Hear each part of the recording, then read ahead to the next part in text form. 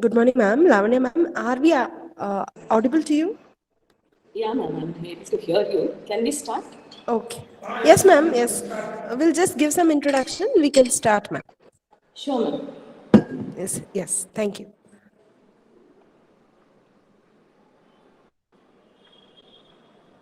A very good morning to one and all present here. It's our privilege to have you all here. I welcome you all for the second day orientation program for fifth semester BCom syllabus. We are dealing with the track of human resource management. I would like to welcome Ms. Lavanya K, the Associate Professor of CB Bandari Jain College, Department of Commerce and Management, Bengaluru. Welcome you, ma'am.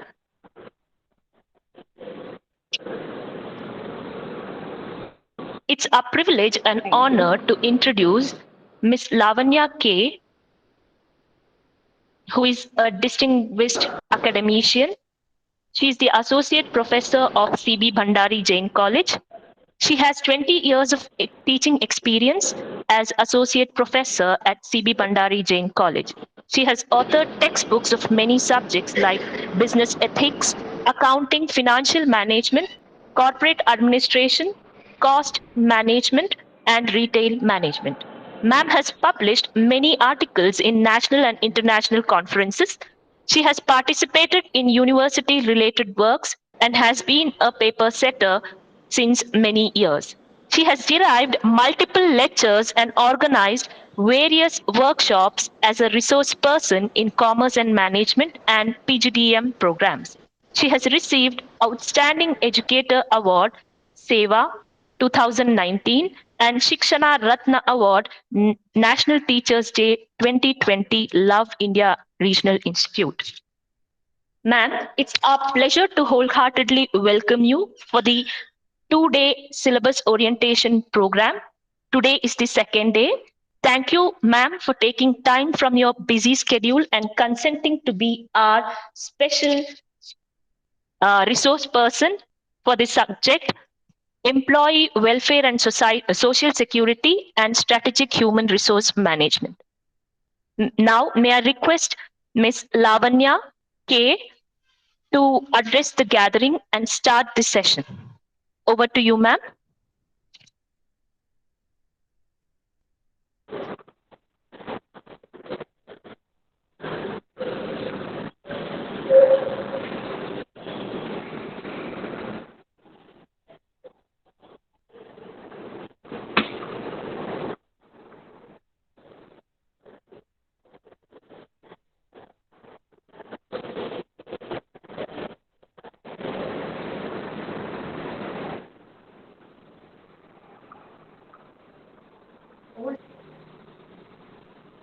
Lavanya, ma'am, over to you.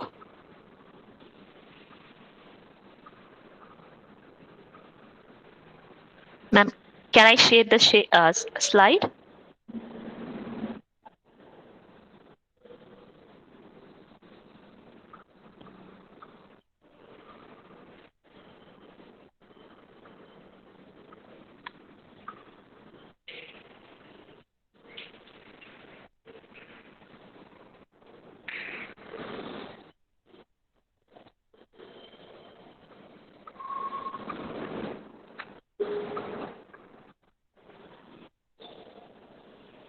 Hello, Lavanya, ma'am. Are we audible? Can we start, ma'am?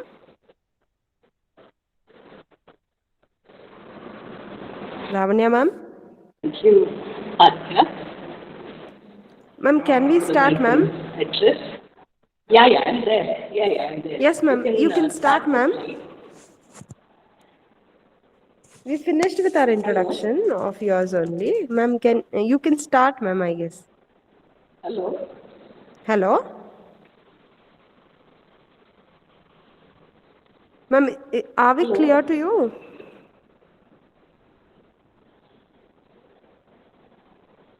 Hello? Uh, yeah, you can start.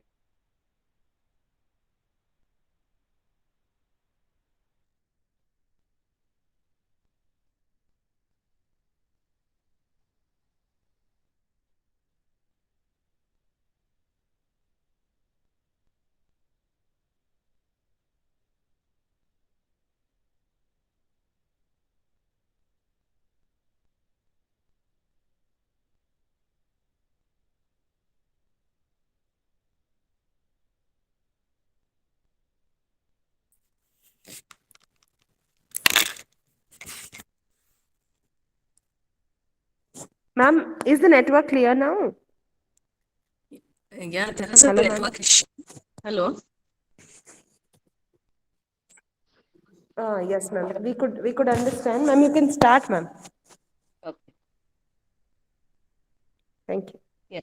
A very good morning to you all.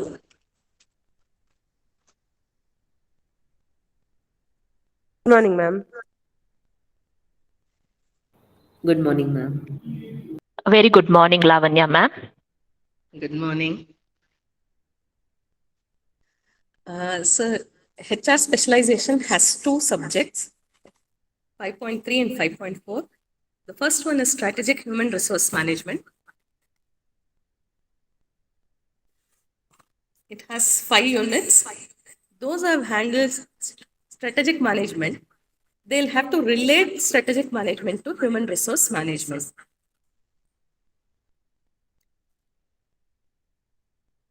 Hello. Yes, ma'am.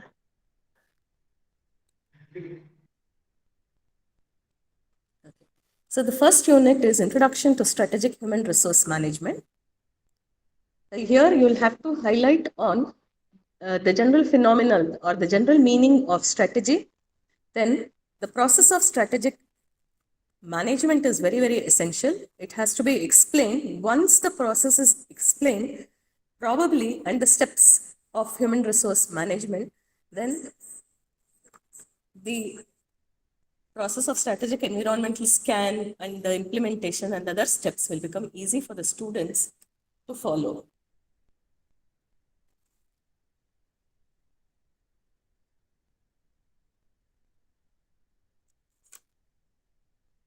So here, HRM as a tool of strategy, and then you'll have to talk about the values. And in case you're investing on human resources, what is the return you're getting on it? Because human resource investment also is an investment. Human resources are assets. So in this regard, you will have to explain what is a risk return payoff. So there are various metrics. You need not go in depth in explaining all the strategic risk return phenomena in this particular aspect, but you will have to speak or highlight on if you are investing on training the employees, what is the benefit the organization derives, and depending on the benefit derived, what would be the investment strategy they can adopt in future. That is one thing. So in this, there are many theories. Actually, if you look into strategic management, there are different theories. Here you can apply for human resource since it's a service sector. You can take the utility theory, and then there's another alternative. Can we outsource the investment in human resource management? Yes, it can be done. Many of the service sectors are adopting this today. It's a blend of internal and external investment. So here, if in case this is implemented in the organization, what would be the benefit they derive? So here you're talking about initially strategy, then you're talking on the process or the steps, and then each step. If you draw a diagram and explain each step, then probably that becomes easier for the student also to understand this particular unit. Then what is the benefit of outsourcing?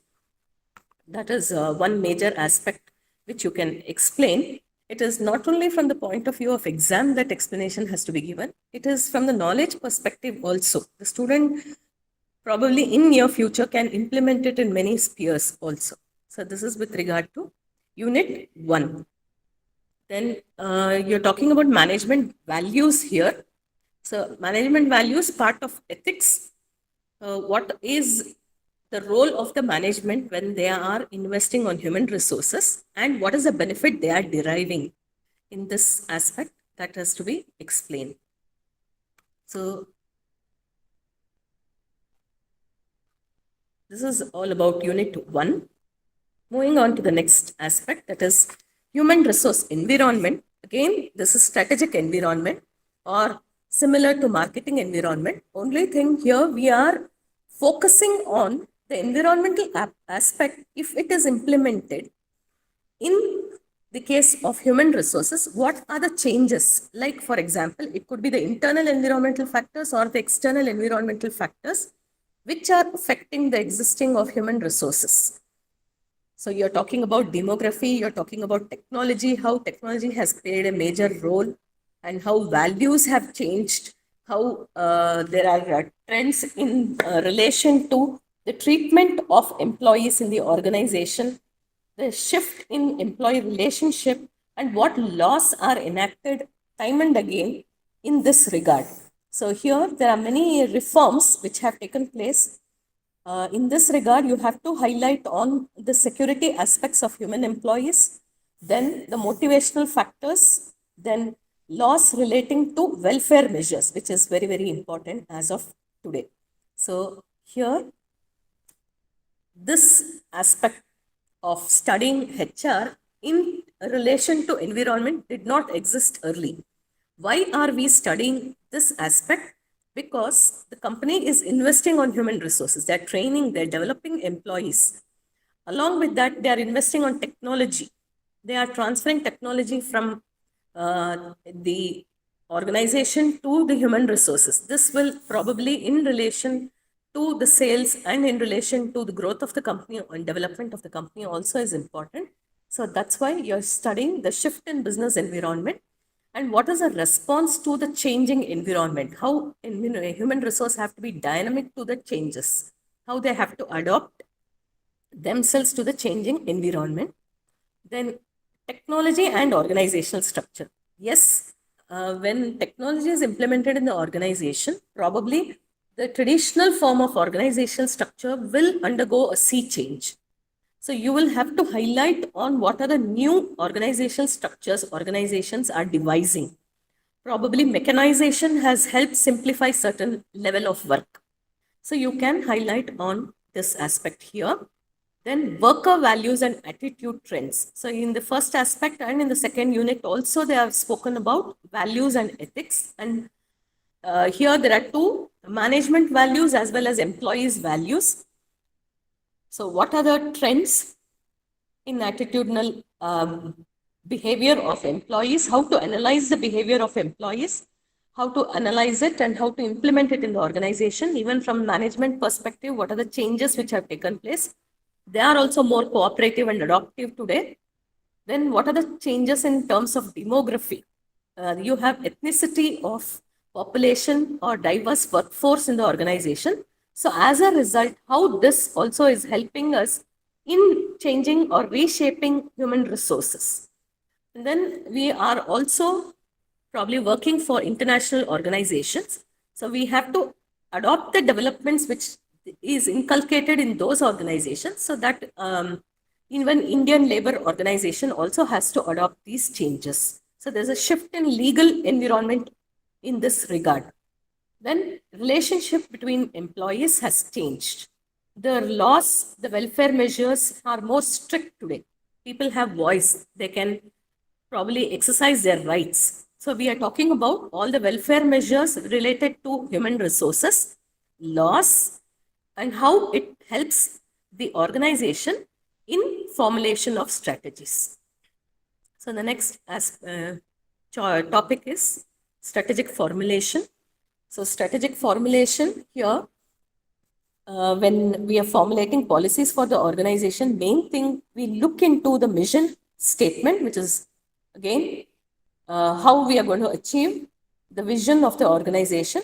So, same step of strategic management, vision, mission, and then environmental scanning, the steps in environmental scanning, then SWOT analysis, the strength of the organization. Here we are not talking about only organization, we are talking about the workforce, the human resources.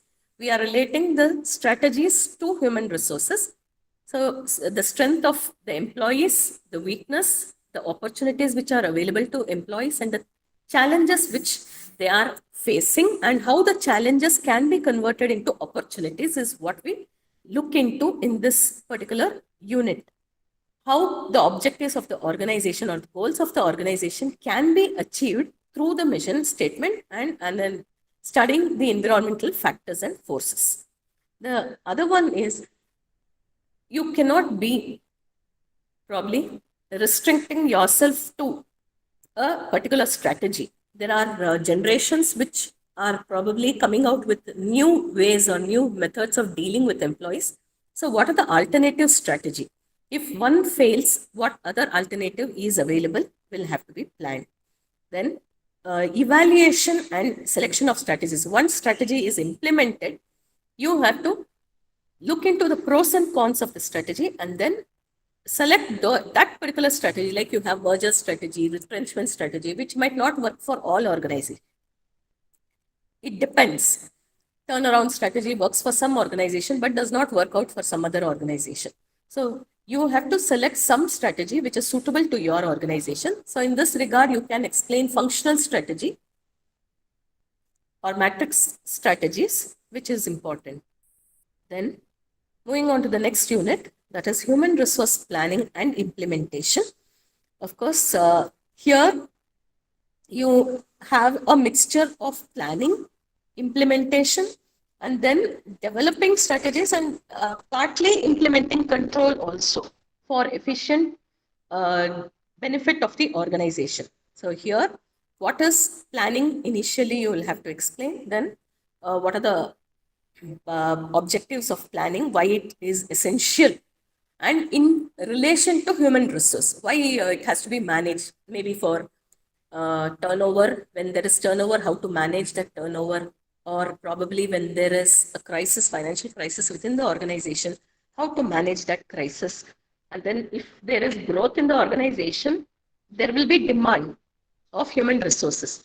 So how that demand can be met, what strategy you have to adopt to meet that demand, how to forecast that demand, how to help organizations grow. So in this regard, you have to talk about how the employees can be utilized to the best ability of the organization. What are the practices the organization has to follow in case they want the resources to be utilized completely without wasting any resources. Then, if in case there is a shortage of employee, how to handle that? If there is excess, is termination the only alternative, or can there be some strategy where you can retain the employee as well as probably help in growth of the organization? Then you have to talk about the career path for technical professionals. Here, in many domains today are completely technology driven. So human resource have to be trained in this regard. Of course, investment is huge, but or we are not talking about maybe one sector, maybe educational sector, etc. You can talk about multiple sectors. You can talk about maybe social media marketing, which is handled by many organizations. Advertising today in a greater way they are handling. So there, how workforce is handled, you can give such examples. In service sector like hospitalization industries, then the food industry, tourism industry, then the corporate sectors, which are delivering services like, for example, outsourcing services, inbound services, logistics management, such companies examples you can give, and what strategy they have adopted and what challenges they have faced, how they select the employee, how they reward them, and then how the performance is assessed and how compensation is given to the employees. All such aspects can be discussed under Unit 4. Moving on to the next unit, the performance impact of human resource practice. 5th unit. So here, initially we started with the introduction, then we analyze the environmental factors which affect the existence of human resources, then what strategies have to be formulated, then you're implementing the plan. The next one is, once the plan is implemented, there will be hiccups. So when there are hiccups, what and how to assess it? Initially, first let's talk about the reward system. When we are talking about reward, of course, we have to look into the performance of the employees. So here, when we are talking about performance, we can rate it as high performance, mediocre performance, and low performance. So what are the limitations of each employee? You have to understand. So each employee's work can be done. You can study, you can help tell the students that each employee's strength will be analyzed by the team leader, and then how the performance has an impact on the growth of the organization, and what practices and system of high performance, how you can drive the employee to better performance, and what practices you can adopt.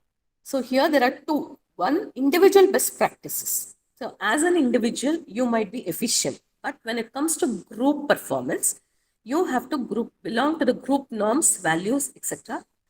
So system also, in the organization also, performance system has to be in place, very, very essential and important.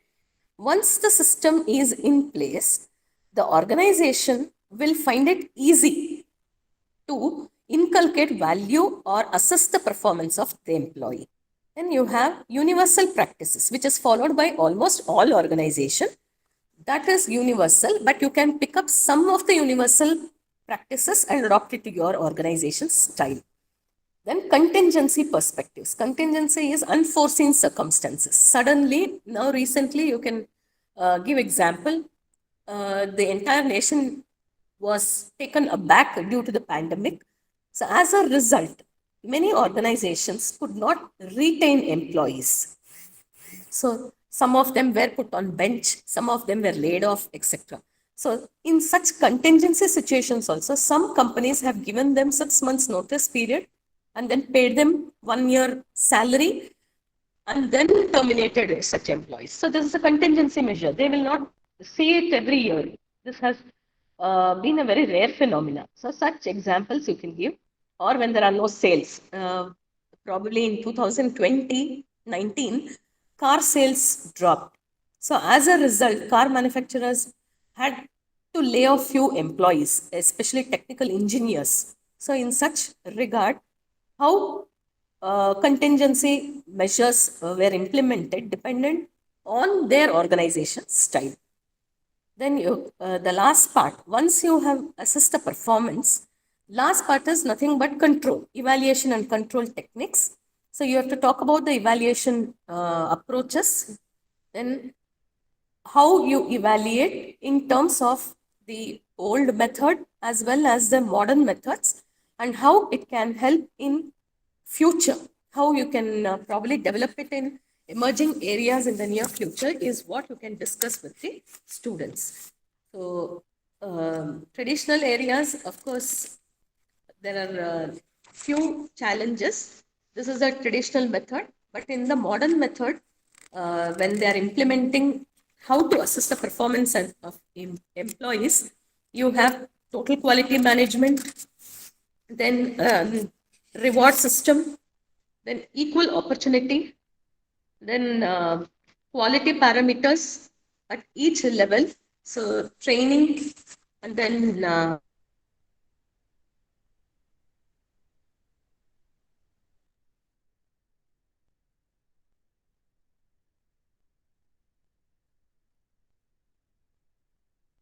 this is not a conclusive proof that this will be the blueprint for the final exam. This is what we can suggest. So in this regard, can we have the next slide, please?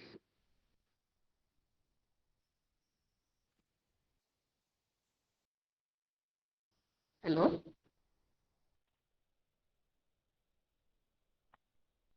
Hello? Hello, ma'am.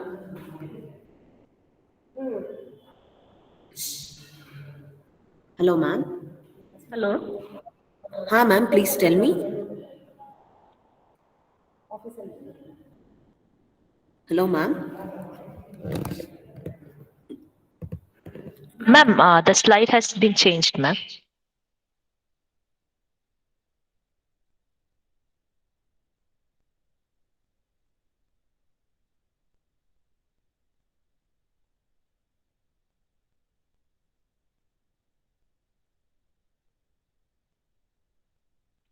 So unit 1, hello? Yes, Bharti ma'am. ma'am? Yes, ma'am. Yes, ma'am. Please continue, ma'am. Shakila ma'am? Yes, ma'am. Hello? Yes, Lavanya, ma'am. Please continue, ma'am.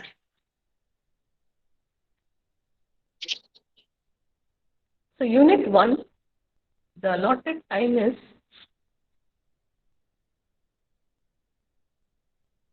Yes, ma'am. Yes.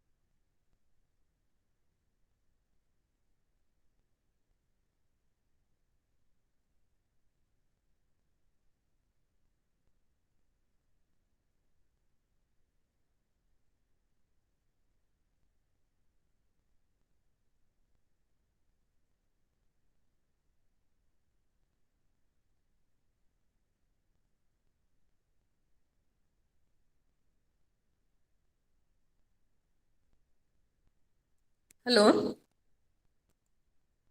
Yes, Hello, Yes, ma'am. ma'am. ma'am. So the next topic we started was EWSS. So in this regard, the first chapter here is social and labor welfare. The allotted time is 10 hours. So initially, you can start with the meaning of social welfare. In case the same faculty is handling these two papers, then it becomes easier to relate SHRM and social welfare. Here, you can talk about labor welfare, the concept, how it was evolved, how it started, and you can start from the period prior to independence also, and how this reform slowly paced its way, and we can see what welfare measures today in comparison to the other days. What is the scope of social welfare and why is it essential? What are the objectives? So here, what are the principles and philosophy which existed then and what is the modern philosophy? So traditional and modern philosophy can be contrasted by the faculty here.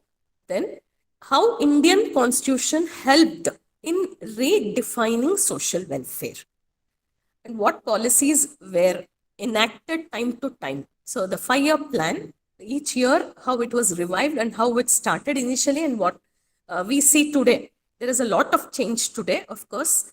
So that can be explained to the students. This is a very interesting chapter because you're inducing some thought process in the student's mind. And then they should know what power they have or what rights they have in terms of employee welfare. Then you have the ILO, the oldest form of organization, where in India, when it started, there were a lot of protests, there were unions and what they demanded, etc. So all this you can talk to them regarding the situation and what is the impact of the Indian labor organization in India, and what are their roles, what are the programs,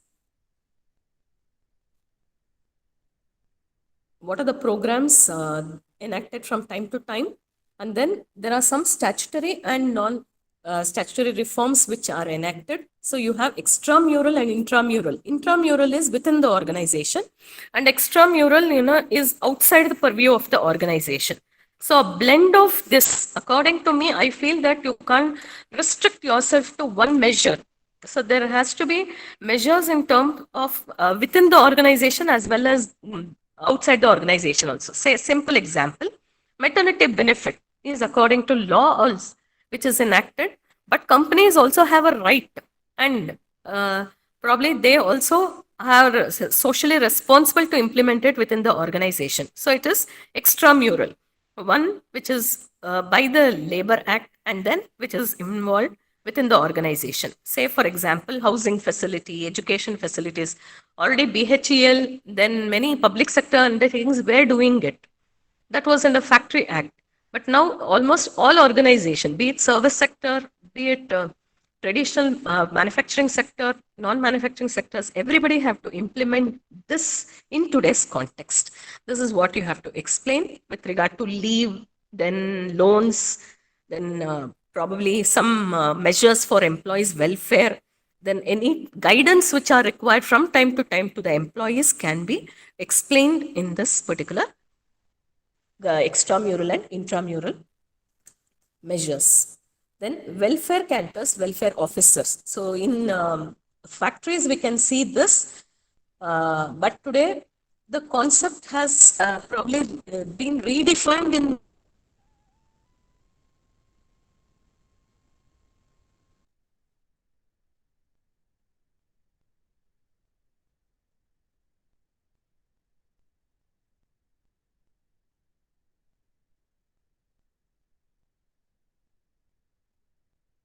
labor welfare.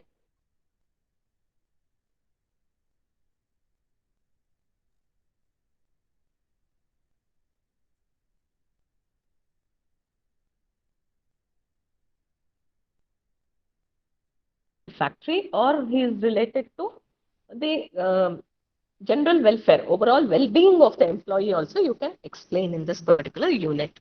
Moving on to the next unit, that is labor administration. This is a very, very important topic, and requires a lot of in-depth analysis by the faculty to inculcate so many values and other knowledge-driven activities for the students. So 16 hours are earmarked for this particular unit.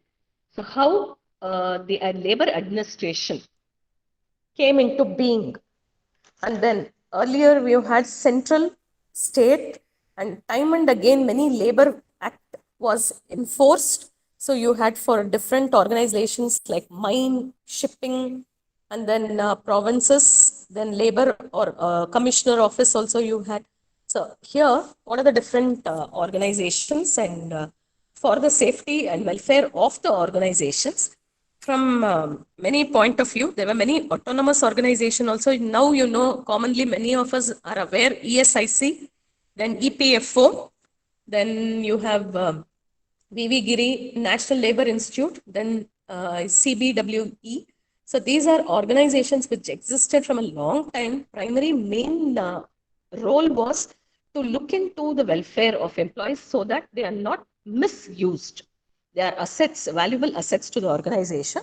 Of course, you're going to bring in tribunal in this regard because it is administration. What is the role of the department? What are the different acts the department has enacted for the welfare of the employees? And then how disputes are attended by the welfare department, and then different branches in regard to this, and then the district machinery. So in district level also you have how central and state and other bodies, you have different tribunals which you have to explain. They should be aware of many of the organizations. This might help them if they get into administrative service too. So all the organizations In brief, you can explain, and Labor Ministry, what is the role and how they are handling the data of employees and how they are assessing the performance and the functions of the Director General of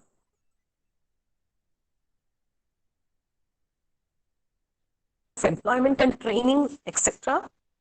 What are the responsibilities? What is the task, etc. Which you have to explain to the students. But once you know that some in organizations are important, you can focus only on those organizations. The role and responsibility, more or less, you can generalize. And then each organization, whether state, central, etc., some points of difference are there which exist in terms of welfare measures which can be explained. And then probably here staff also have to be trained. Important thing here would be, I think, provident fund, and what are the rights of employees with regard to the provident fund schemes, ESI schemes, uh, pertaining to health, then disability, maternity benefits, and then the dependent benefits, etc. And then now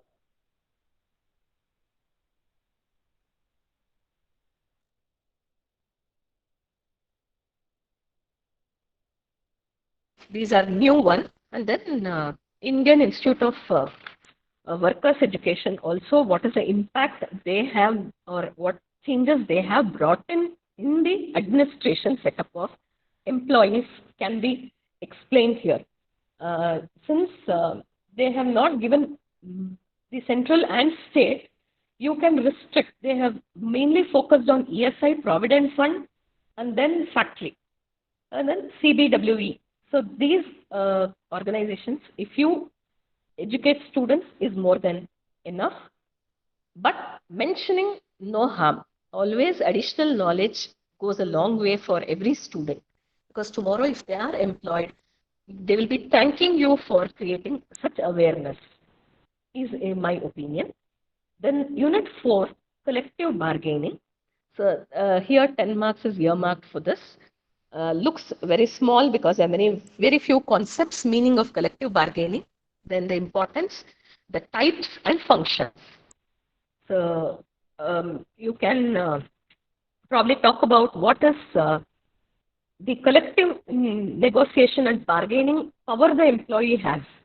Rather than standing for his own rights, for group when he is standing, definitely he can exercise.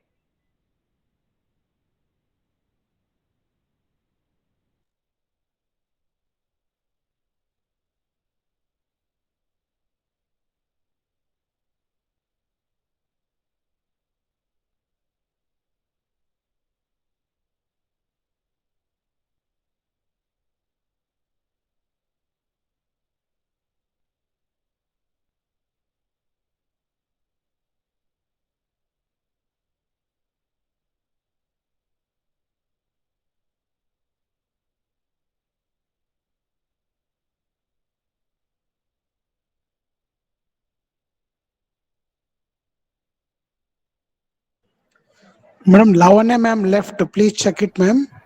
Yes, sir, we'll get back.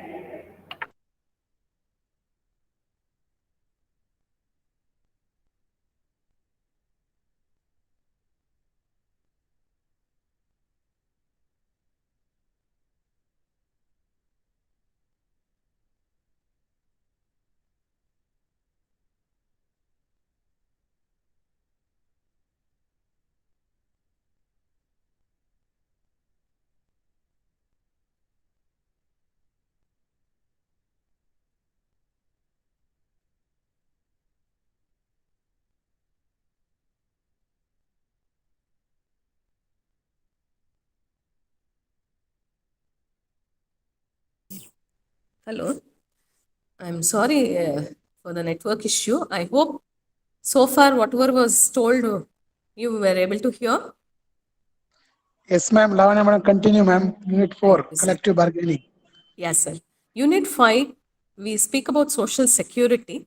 So what is the concept or meaning of social security? And then why is it essential? what is the objective and what is the scope of social security, and what assistance has to be given Slides are for not the. visible, ma'am. Ma'am, slides are not visible. Unit 5 slides is not visible. Yeah, thank you, ma'am. Okay. I think the control is with the organization. I'm not presenting the slide. Okay. So, what are the objectives of Social Security and what is the scope? So, here we cannot narrow down only to factory. So, Social Security today, we are talking much beyond just the benefits of retirement, disability, dependent, and survivors' benefits. We can highlight on the modern benefit also. So, I think the main focus is factory. But when we explain, probably you can talk about the modern social security measures also, which are provided. Workmen's compensation is there today, then gratuity. So, all these measures probably can be highlighted when you're talking about social security assistance given by the organizations. So, here you can talk about insurance benefits, then some discretionary benefits which are provided. Then there are some which might not contribute monetarily, but other than that, what else is contributed by the organization also you can highlight. So do not restrict only to factory. You can talk about other acts also, the traditional and modern. So there are many schemes time and again with regard to social security. So workmen's compensation, maternity benefits, and then old age benefits. And then today, in case there is layover also, there also there are some benefits given by organizations. Then for pension, what is the benefit given? Then next aspect is social assistance. So what is assistance here? Along with the salary they provide, any other means is provided by the organization for the welfare and security of the employees is what you have to explain to the students here. So in this regard, you can talk about some companies which are existing in rural area, urban area, what is the different forms of assistance given, and how is it going to help who are really in need of such assistance. How is it trying to solve the financial issues, and what laws and what rights the employees have, then how the groups can depend on the government, and how the poor and needy can avail of some benefits in terms of tax reforms, and then what is the transition which has taken place over a period of time. Such mechanisms can be studied. So, in this concept, you can talk about medical benefits, social insurance, then again, you can talk about the same pension benefits which are given, and then performance benefit today. Along with that, educational reforms, probably some organizations are contributing to the education and welfare of the family members also. That also can be highlighted in this particular aspect. And then there are some dependents, and then in case of death or complete disablement of the employee, then you have different things in Factory Act, total disablement part, etc. is there. So depending on that, you can just make a mention of it, and how gratuity is paid sector wise also can be highlighted. So what are the benefits of welfare measures, etc. can be explained to the students. So this is with regard to the 5 units. The marks breakup is like this. Unit 1, time allotted is 10 hours. So 1A and B, because you're talking about social and labor welfare here, in just giving the introduction and what are the traditional and modern welfare measures you are highlighting. So A and B, one question can be asked. Indian Labor Organization, of course, weightage is more because there are many labor organizations and the performance of each labor organization is different. So in this regard, 2 questions from A, 1B and 1C can be asked. Labor administration, time allotted is 16 hours. So weightage of marks also is more here. So 2 marks question, one from B and one can be from C. Collective bargaining, 10 asks. So A, B and C, one question can be asked. This is a student-friendly unit. I think 4th and 5th unit, they are able to assimilate and understand and comprehend and write it. So in this regard, if more questions are asked in these 2 units, students also from maybe performance point of view, you can benefit the students too. So one question from each section, and last unit, one from A and one from C can be asked. So this is with regard to EWSS. So thank you for being a part of our team. So here, it's not only my role, I have the organization, I have all the faculty who have really helped me in putting forth my view. So wishing you all a very good, healthy and happy Makara Sankranti and Pongal festival. So in this regard, I would fail in my duty if I would not like to thank all these people who have contributed to me being a part of the session. So my sincere thanks to Bangalore City University Chairman, Dr. Muniraju sir, all the committee members of BCU TCCM, the management members of SSMRV College, Principal Dr. Anil Kumar, SSMRV College, Dr. Srihari, Professor Satish MD, Professor Shiv Kumarayan, Ms. Shakila, Ms. Bharti, Ms. Nandini of SSMRV College, who have probably been associated from 2 days and constantly kept in touch with regard to all the technical aspects and any changes. They have cooperated very well. Thank you for the opportunity. Looking forward for many such associations. Thank you. Any questions? Ma'am, can you just play the second chapter slide, ma'am? Which you want SHRM or EWSS? EWSS ILO. ILO? Yes, ma'am. Yeah. Thank you, ma'am. Yeah. You want me to redo it? No, ma'am, just wanted to check with the slide. That's all. Nothing else, ma'am. Thank you, ma'am. Is this a slide? No. Okay. Second. One more, ma'am, back. Yes, ma'am. Thank you, ma'am.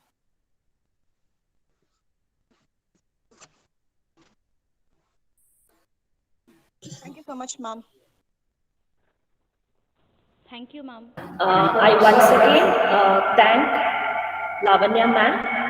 Indeed, it was a privilege and honor to have you as an eminent resource person in our midst.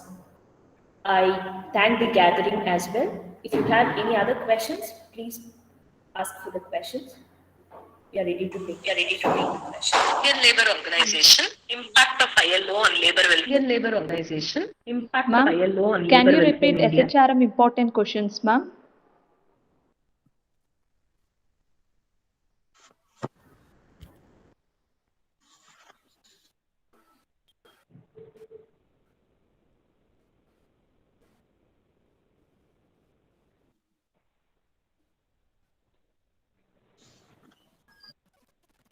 Yes.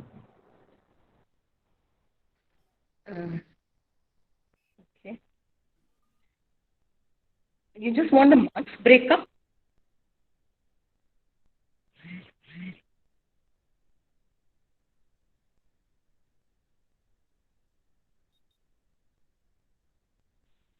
Is this the slide, ma'am, you were asking for?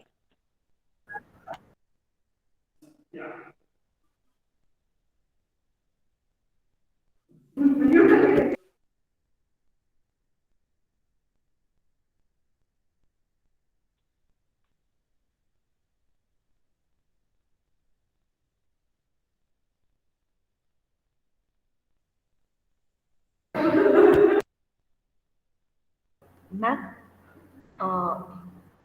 is the slide visible, ma'am? You had asked us to share this.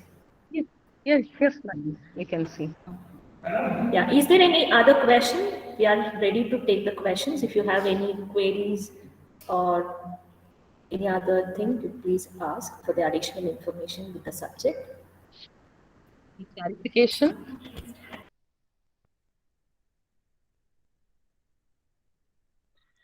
Lavanya ma'am. Yes, Indu ma'am.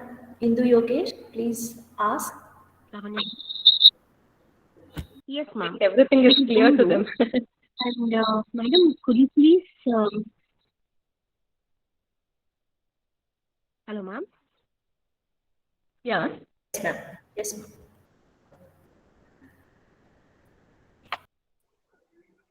Yes, ma'am. Yes, ma'am. Yes, ma'am. This is from EWSS. Madam, could you please repeat the Unit 4 on collective bargaining? If you don't mind, because it wasn't heard.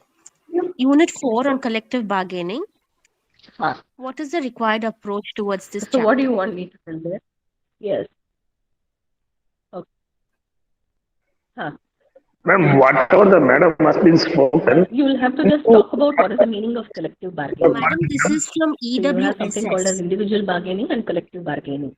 So differentiate it, between the ma'am. two first.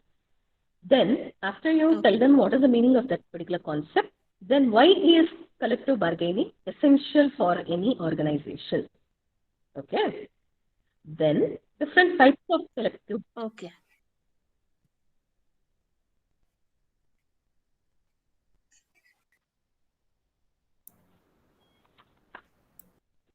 EWSS only, collective bargaining.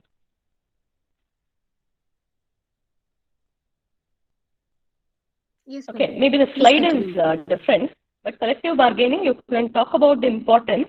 Visible, ma'am. Hello? Yeah, Okay. types Yes, and the ma'am. functions of collective bargaining.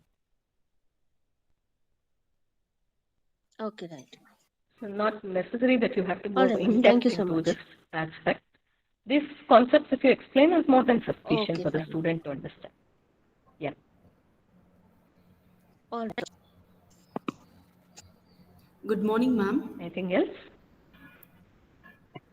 Ma'am, this is Priyadashini. Can you share us the PSD of EWSS, ma'am? Practical skill development questions of EWSS, ma'am.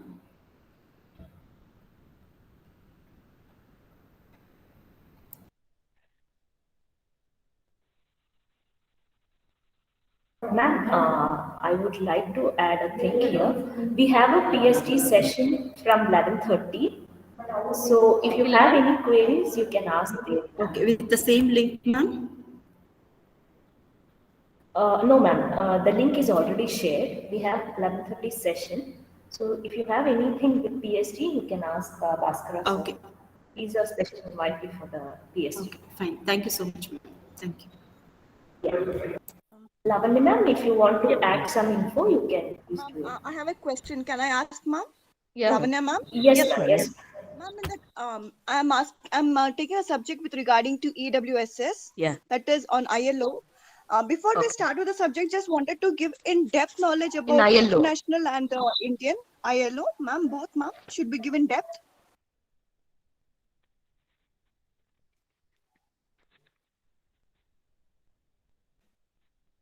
Am I audible, ma'am? Hello? Am I audible, ma'am? Yes, ma'am. You're audible. Yes, ma'am. Just wanted to know, should we go in depth with regarding to international labor organization and Indian? Should we go in depth for the students, ma'am? Lavanya ma'am, there's a question. You want me to repeat the question once again, ma'am?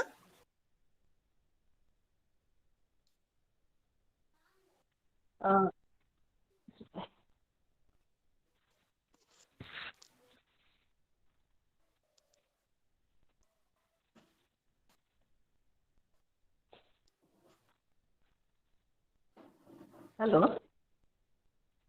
Yes, ma'am. Lavanya ma'am, am I audible, ma'am? There were a disturbance in your voice. Probably I could hear one thing. Maybe you're talking about Indian context and international context, right? Yes, ma'am. Exactly, ma'am. Okay. So actually here the very chapter says Indian Labour Organization. Yes, ma'am. Okay. So we can restrict ourselves to Indian Labour Organizations.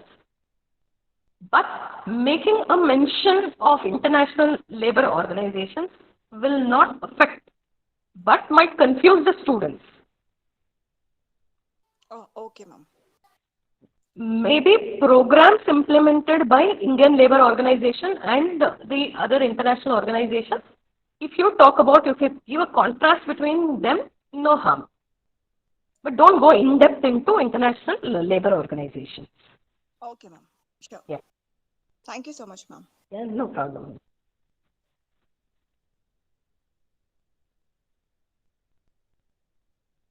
Anything else?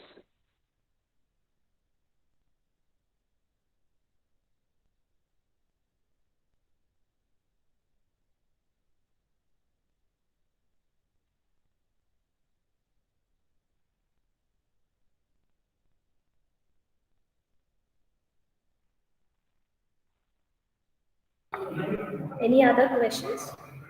Please post in the questions. I think it's clear. Maybe we can wind up. Ma'am, okay. Nandini ma'am, I would request you to kindly give the vote of thanks. Over to you, ma'am.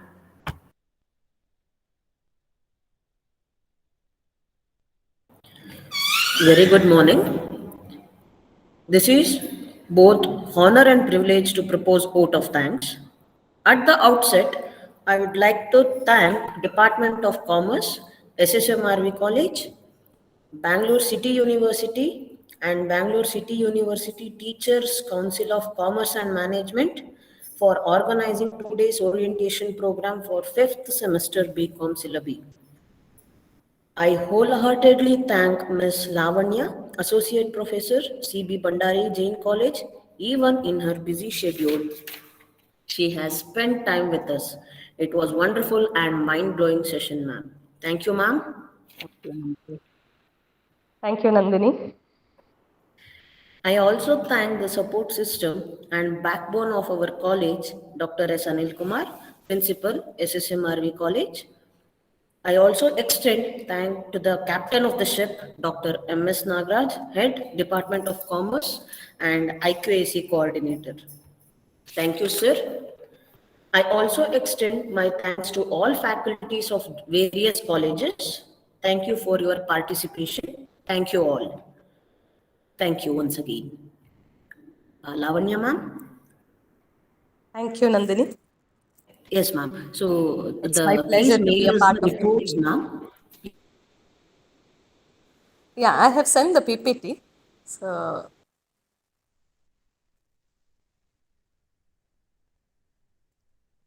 okay, thank you.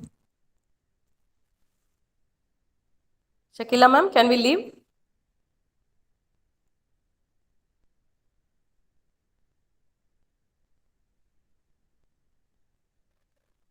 Am I audible now? Hello? Yeah, Hello, ma'am. ma'am. Am I audible? Yes, ma'am. So Yes, Bharti, kindly mail audible. us the report, ma'am. Whatever the session has happened. So please mail us, ma'am. So I will be sharing the template for that. So wherein you will be sending us the report, ma'am. Okay. Yes, ma'am. Okay, Thank you. Bharti. Thank you. Yeah. Yeah. So thank you all the participants for your cooperation. Thank you all.